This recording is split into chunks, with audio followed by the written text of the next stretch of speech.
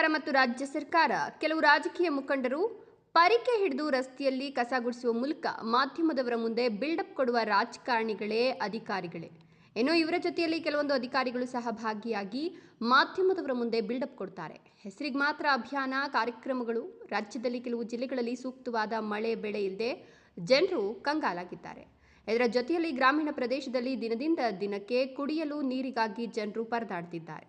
ಇದರ ನಡುವೆ ಹಳ್ಳಿಯ ಮುಗ್ಧ ಜನರು ಗ್ರಾಮ ಪಂಚಾಯಿತಿಗಳಿಗೆ ದೂರು ನೀಡಿದ್ರೂ ಅಧಿಕಾರಿಗಳು ತಲೆ ಕೆಡಿಸಿಕೊಳ್ತಿಲ್ಲ.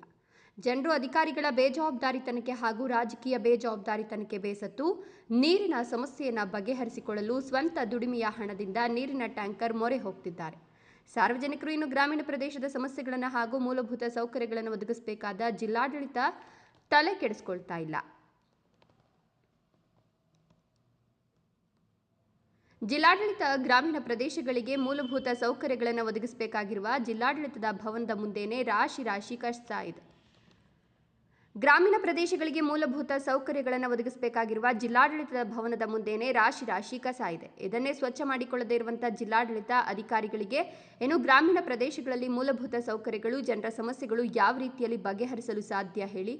ಜನರಲ್ಲಿ ಇದು ಪ್ರಶ್ನೆಯಾಗಿದೆ. ಸ್ವಚ್ಛತಾ ಅಭಿಯಾನ ಕಾರ್ಯಕ್ರಮಗಳು ಹೆಸರಿಗೆ ಮಾತ್ರ ಸೀಮಿತ. ಅದು ಮಾಧ್ಯಮದವರ ಮುಂದೆ ಬಿಲ್ಡಪ್ ಕೊಡುವ ಅಧಿಕಾರಿಗಳೇ ಹಾಗೂ ರಾಜಕಾರಣಿಗಳೇ. ತಾವು ಎಲ್ಲಿ ಕೂತಿದ್ದೀರಿ? ಜನರ ಕಷ್ಟಗಳು, ಜನರ ಕೂಗು ನಿಮಗೆ ಕೇಳಿಸ್ತಾ ಇಲ್ವಾ?